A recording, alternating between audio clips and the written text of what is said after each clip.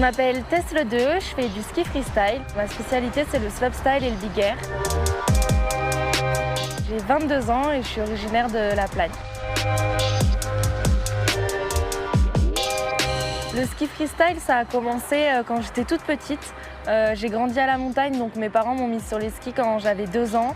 Et en fait, j'ai toujours été attirée par l'aspect un petit peu plus extrême et freestyle du ski. Et j'avais tout le temps envie d'aller au snowpark, tous les jours.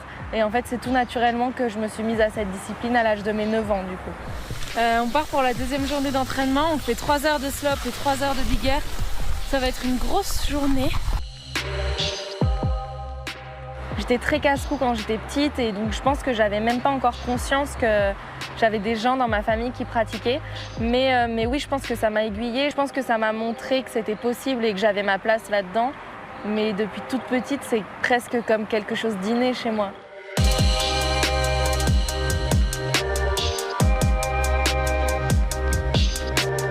Très vite, j'ai eu envie d'en faire à un niveau professionnel. Je me suis toujours projetée dans ce milieu-là en tant que championne de ski. Enfin, quand on est petit, on a tous des rêves. Moi, mon rêve, c'était d'être championne de ski. Et c'est fou quand les rêves ils peuvent se concrétiser, quoi.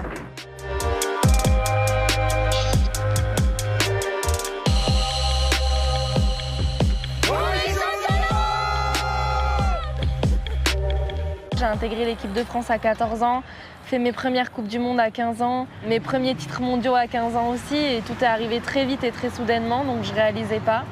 Et puis après, petit à petit, on se professionnalise, on se rend compte que tout n'est pas si facile et on prend conscience du haut niveau.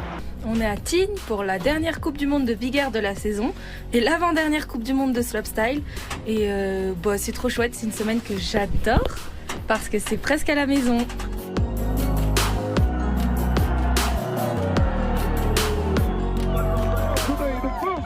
Representing France and big up pour la Française Tess Ledeux. Alors je suis 3 fois championne du monde, je suis vice-championne olympique de Big Air en 2022 et multiple vainqueur des X Games. Today, I really hope we see this. Yes, there it is.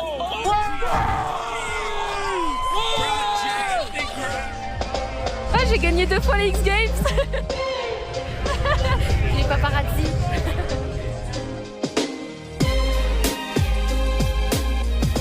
Pékin, c'était mes deuxièmes Jeux Olympiques. Mes premiers, j'avais 16 ans.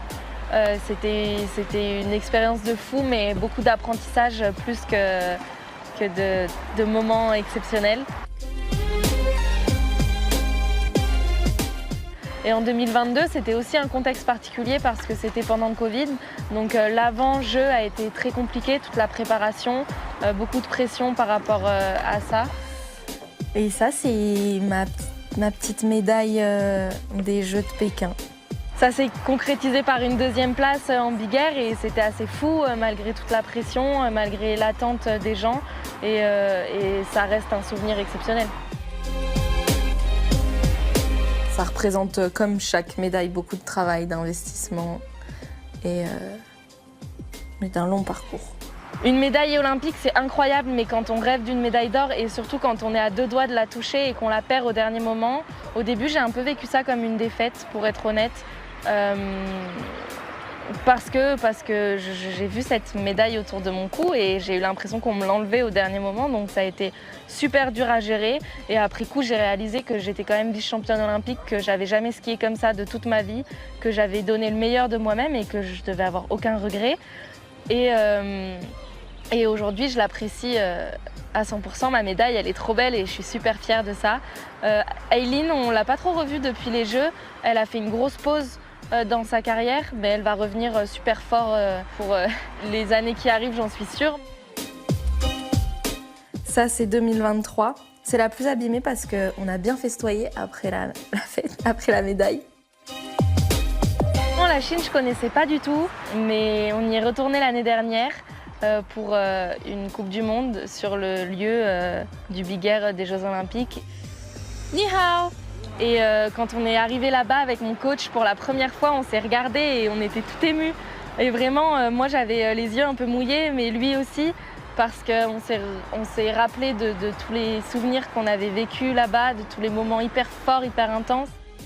Et voici l'espace dans lequel Tess a stressé comme une malade pendant à peu près une demi-heure. Heureusement, il y avait 2 doudous là, un ici, un là, qui la calmaient. Elle était dans le coin là-bas. Et ouais, ça fait quelque chose parce que c'était un lieu un petit peu mythique où on est resté 2 semaines, mais 2 semaines qui ont été hors du temps. Et de retourner là-bas dans la réalité, entre guillemets, parce que c'était vraiment ça, dans un monde qui vit, etc. C'était hyper touchant et hyper poignant. Ouais. On va passer une journée à Pékin, faire des visites, ça va être trop chouette.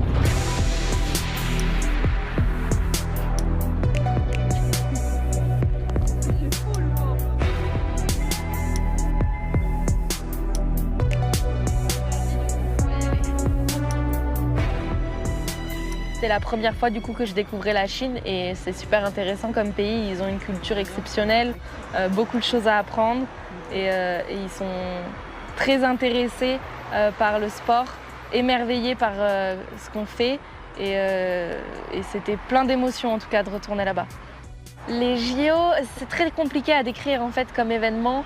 Je sais que j'ai vécu des moments hyper forts, hyper intenses là-bas. C'est un événement qui rapproche, c'est pendant les Jeux, tout le monde regarde, tout le monde vit sport, tout le monde vit Jeux Olympiques, tout le monde vit pour son pays. Et nous aussi, en fait, on se sent presque investi d'une mission, quoi.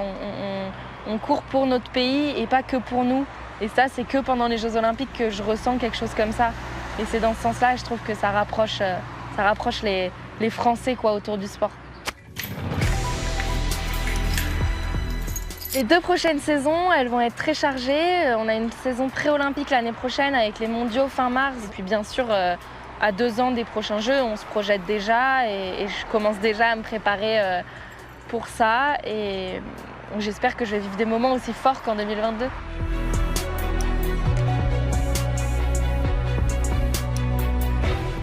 Le ski freestyle, c'est une grande famille avant tout. C'est parti pour la séance de muscu de cet après-midi. Comme dans chaque sport extrême, on prend des risques, on se met en danger et il ne peut pas y avoir de personnes malsaines dans ce milieu-là parce qu'on on a tous envie de se surpasser, de donner le meilleur de nous-mêmes. Dans les 10 heures, au moins une sortie course à pied de 45 minutes. Ouais. Okay. L'objectif de cet été là, principalement, c'est d'essayer d'augmenter son niveau aérobie, son moteur, pour qu'elle puisse enchaîner un petit peu plus les entraînements, améliorer ses temps de récupération, mieux évoluer en altitude et qu'elle puisse être un petit peu plus performante, surtout l'hiver. Contrôle test. Pas besoin de mettre trop de vitesse, bloc et revient.